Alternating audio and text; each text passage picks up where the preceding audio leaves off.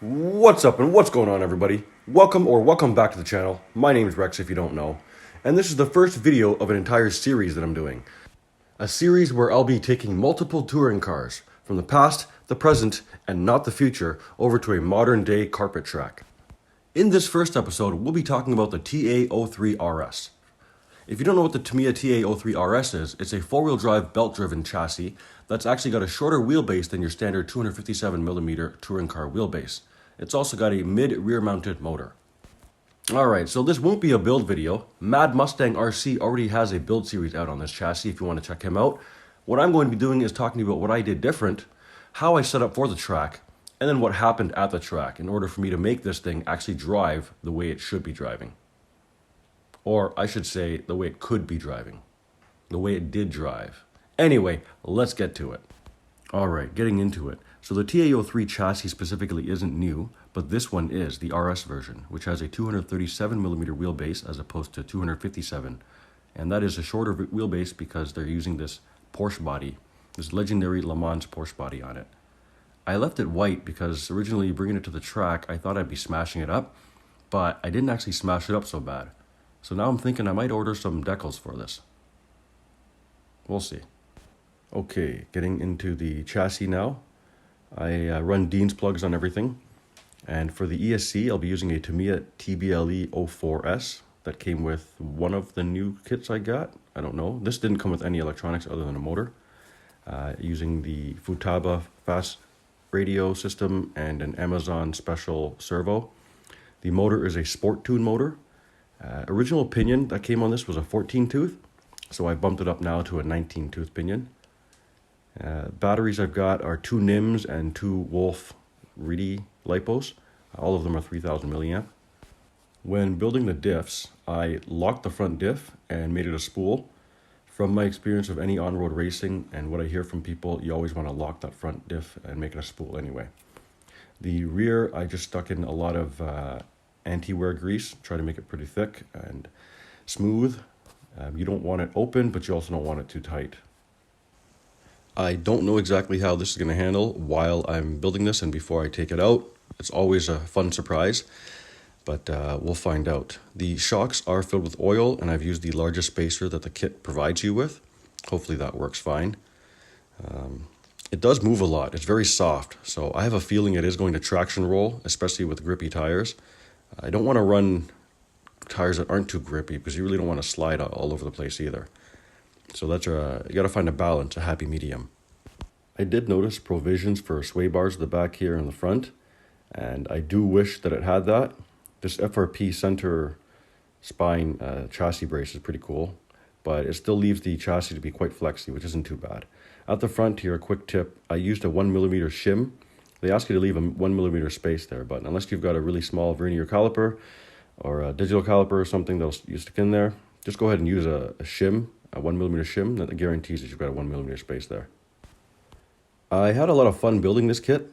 It was really nice and interesting to see how everything went together. It's pretty heavy, and everything's made up of clamshell design basically, which is a really nice way to do molds. Very efficient, very effective, and profitable.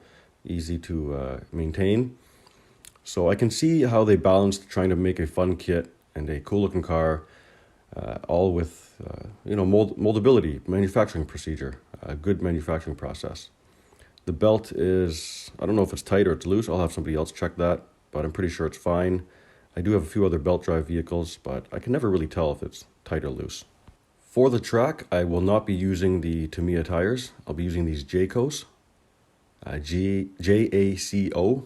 There's one of the tires sold at the track, and these are what I have because that's what I was running before summer started. As you can see, they've already started growing the line on this pair here. They're quite used, but still good rubber, still good to use. Still will work fine, especially at the price tires cost now for RC. If you're going to the track, make sure to bring a marker so you can mark your wheels, left, right, front, right, etc., etc. These are pretty ugly wheels. I hope they don't make the Porsche look too ugly. And the last part of the build I had to take care of before I got on track was fitting a driver cockpit in the car. I don't believe in ghosts. Ghosts don't exist. So no ghost drivers in my world. Every car needs a driver if I can.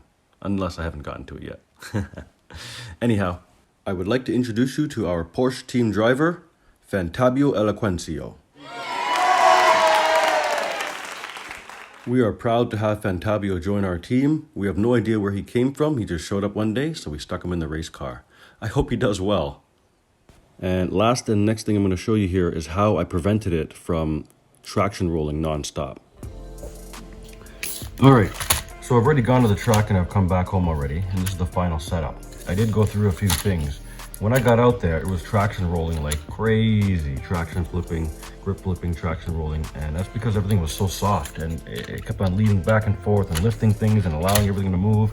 So I stiffened the whole setup up, and it was better. It was able to go faster before flipping, but it still flipped over. So then I softened the rear end, put the stock springs back in, and that allowed the rear end to kind of grip a little bit more. Not grip, allowed it to absorb some of that body weight more before it decided to tip it over, which is nice. But then the front end still felt like it was too strong. So I kept on upping the springs. I upped the springs about 3 or 4 times to the point now where we are really, really stiff. The collar is only there to make up for the dead space because the spring is really small.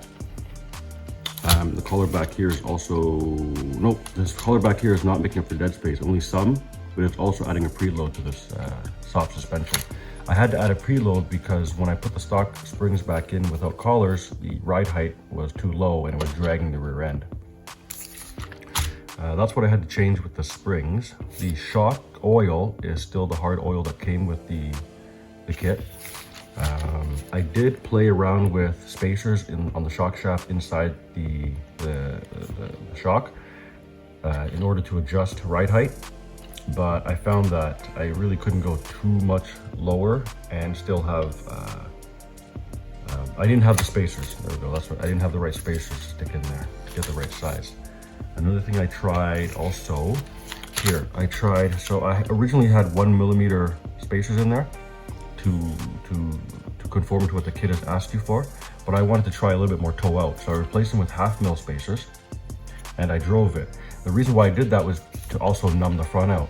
From my understanding, if you've got toe, we're gonna talk about extreme, okay? Nobody's got toe in, but let's say if you've got toe in the front, then your wheels are always on edge, ready to switch direction either way, which makes a twitchier car, right? Because if they're both pointing forward, as soon as you shift weight over to the right side, it's already pointing left, so it's going to want to hook left faster, and vice versa. And if you've got toe out, it's supposed to wander less, because it'll be less darty, less twitchy, because both wheels are trying to pull to an outside force. So I was trying to numb the initial steering with that. But what that also did was mid-corner, I lost steering, is what I felt. And I think the reason why is because after your car has shifted weight and gone onto that wheel, it starts to even itself out. And when it's evened itself out, this wheel is still pointing that way. And this wheel is whatever, it's kind of being lifted a little bit. It doesn't have as much traction as the outside wheel, especially without sway bars. So I tried doing that, but it gave me less mid-corner steering, and I switched it back. So I still have the 1/2 mil spacers in here, but I have extended the toe out back to a 1mm, or back into 1mm. And that's all I had to change to make this car run, other than the tire situation. And you'll see that in the running video. In the running video, I talk a lot more about what was going on with the tires. And a big thing I didn't mention is you need and must have glue.